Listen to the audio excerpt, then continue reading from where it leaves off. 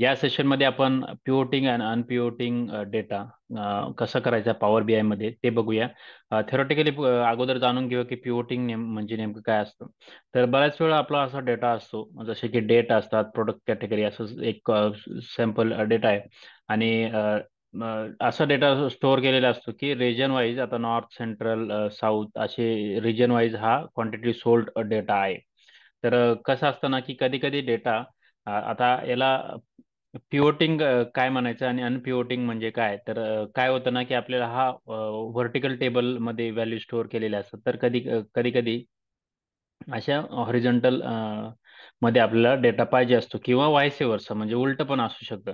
तर हे आता आपण कसं करायचं प्रॅक्टिकली ते बघूया पॉवर बी आय मध्ये. त्यासाठी आपल्याला पॉवर बी आय जे क्वेरी एडिटर आहे त्याच्यात जायचे आणि त्यासाठी मी एक न्यू सोर्स करतो आणि टेक्स्ट CSV हे ऑप्शन सिलेक्ट करतो आणि त्यानंतर एक फाईल घेतो जी की आपली प्रोडक्ट कॅटेगरी सेल्स ही जी आहे ती. आणि आता याच्यात आपलं जर बघितलं तर असा डेटा जो की इथं बघितलं तुम्ही date, product category, north region, central region आणि साऊथ रिजन असा आहे. आणि लोड केल्यानंतर आता आपण बघू शकतो की हा डेटा असा आलेला आहे. आता आपल्याला काय असतं ना की आता तुम्ही जेव्हा डेटा अनालिस्ट म्हणून काम करशाल तेव्हा काही रिक्वायरमेंट अशी असते की त्यांना आता हे काय आहे ना ह्या प्रोडक्टची रिजन वाईज त्यांना हे डिटेल्स पाहिजे. म्हणजे नॉर्थ रिजनला किती टोटल क्वांटिटी सोल्ड झाल्या, त्यानंतर सेंट्रल रिजनला, साऊथ रिजनला किती क्वांटिटी सोल्ड झाली. आणि हा जर डेटा जर बघितला याच्यावरून आपल्याला रिपोर्ट तयार करणं एवढं सोपं नसतं. कारण की हे हॉरिझॉन्टल काइंड ऑफ टेबल आहे, म्हणजे की वरती कॉलम हेडर आहे आणि त्यांच्या क्वांटिटी अशा याच्यात. तर आपल्याला फक्त याच्यात रो वाईज भेटल्या तर ते आपण कसं करू शकतो. तर त्यासाठी आपल्याला या ट्रान्सफॉर्म मेनू मध्ये जायचे. हे जे आहे ना हे 3 कॉलम सिलेक्ट करायचे आणि इथे म्हणायचं आपल्याला अनपिवोट कॉलम्स.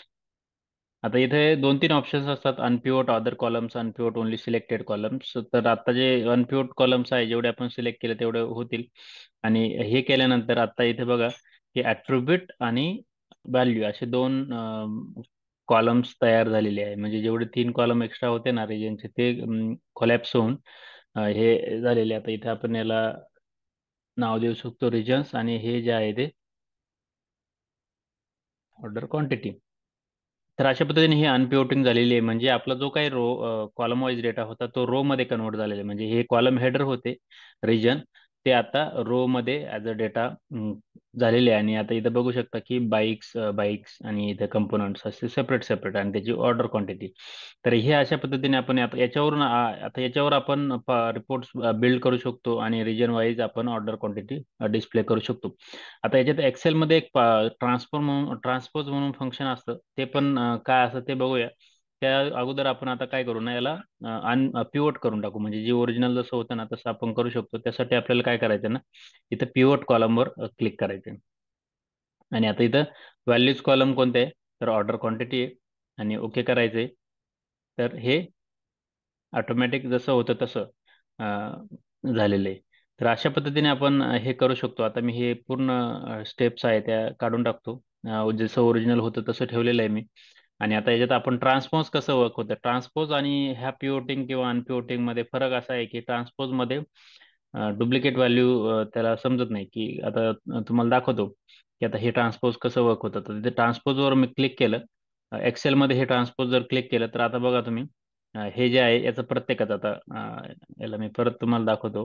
ट्रान्सपोज मध्ये काय आहे ना की आता हे 1, 2, 3, 4 असे एक तारीख आहे 4 रोज आहे, 2 तारीख आहे 4 रोज आहे, 3 चे 4 रोज आहे, असं प्रत्येकाचे आहे.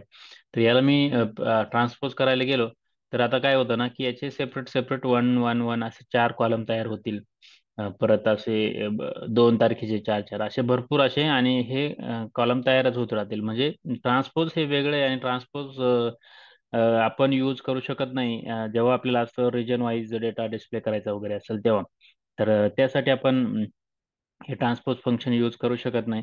तर आपण पिवोटिंग आणि अनपिवोटिंग जेव्हा आपल्याला गरज पडेल. आता हे रिजन वाईज झालं, कधी कधी डेट्स असतात किंवा इयर्स असतात, म्हणजे 10 इयर्स असतात, लास्ट 10 इयर्स. तर 2010 ते 2020 पर्यंत असे इयर्स असू शकतात आणि प्रत्येक इयरचा असे कॉलम असतात. जसे सेल्स किती झालेला आहे, दोन असे कॉलम्स त्याला आपल्याला रो वाईज करायचं असेल म्हणजे अनपिवोटिंग करायचं असेल तर हे अनपिवोट कॉलम्स आपण यूज करू शकतो. बऱ्याच वेळा बरेच सिनेरिओ असतात, त्यावेळेस आपल्याला हे यूज करावं लागतं. बऱ्याच वेळा आपण जेव्हा प्रोजेक्टवर काम करतो तेव्हा अशा रिक्वायरमेंट येत असतात आणि त्यावेळेस आपण हे पिवोट आणि अनपिवोट कॉलम्स हे फंक्शन्स यूज करू शकतो.